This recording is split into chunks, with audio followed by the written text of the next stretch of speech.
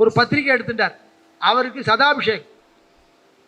சதாபிஷேக பத்திரிகை எடுத்துக்கிறார். அவர் வாத்தியார் என்ன சொல்லியிருக்கார், வாக்கியம் போட்டிருக்காருன்னா அந்த பத்திரிகையில் சகஸ்ர சந்திர தரிசனம். இன்னைக்கு மாமா சந்திர தரிசனம் பார்த்துட்டு வந்துட்டாரு நினைக்கிறேன். பார்த்துடாமா?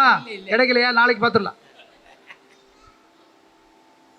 சகஸ்ர சந்திர தரிசனம்னு போட்டு கொடுத்துட்டார். பெரியவாள்கிட்ட போய் கொடுத்த உடனே பெரியவா பார்த்துட்டு படிக்க சொல்கிறார். படிப்பா அப்படின்னு அவர் பக்கத்தில் இருக்கிறவர் காரியப்பரர், அதை கைங்கரியப்பரர் படிக்கிறார். அது சகஸ்ர சந்திர தரிசனம். இந்த ஊர்காரர் இவர் பேர் போட்டிருக்கு அப்படின்னா யார் வந்திருக்கா அப்படின்னா அவரை கூப்பிட்டு 1000 பேரைனா தெரியுமானா, இவருக்கு இந்த 1000 பேரை தாத்பரியமே தெரியல. இவர் போய் பத்திரிகை நீட்டார். அவர்கிட்ட பெரியவாள்கிட்ட போனால் அவர் ஏதாவது ஒரு விஷயத்தை பற்றி சொல்லுவார். வாயை பிடுங்கி என்ன இருக்குங்கிறத கேட்டு தான் விடுவார்.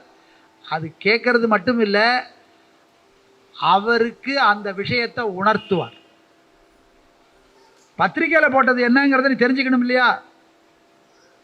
அவர் இதை வாங்கி அதை பார்த்துட்டு அவருக்கு சொன்ன உடனே 1000 பேரைனா எனக்கு ஒன்றும் தெரியலையே, எங்கள் வாத்தியார் போட சொன்னார், அதை போட்டு வந்திருக்கேன். அதான் நம்மளுடைய நிலைமை. வாத்தியார் என்ன சொன்னாரோ அதை போட்டுடுறோம். அதை கொண்டு போய் மடத்தில் கொடுத்து பிரசாதம் வாங்க போனவருக்கு இந்த கதி. காஞ்சிபுரத்தில் நடந்த சம்பவம்.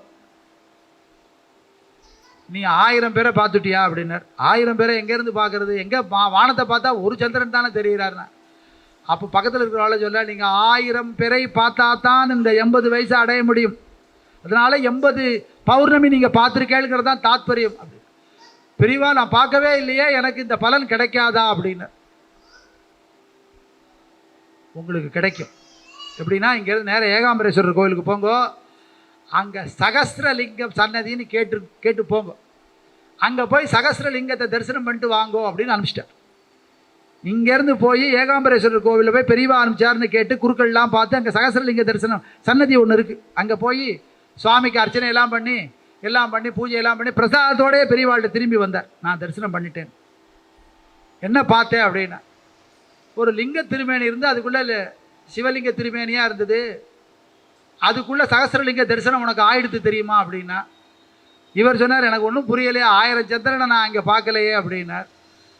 நீ பார்த்தது சகஸ்ரலிங்கம். ஒரு லிங்க திருமேனிக்குள்ள வரிசையாக 33 இருக்கும். அதனால நீ டோட்டலாக கணக்கு பண்ணேன்னா 1008 வரும்.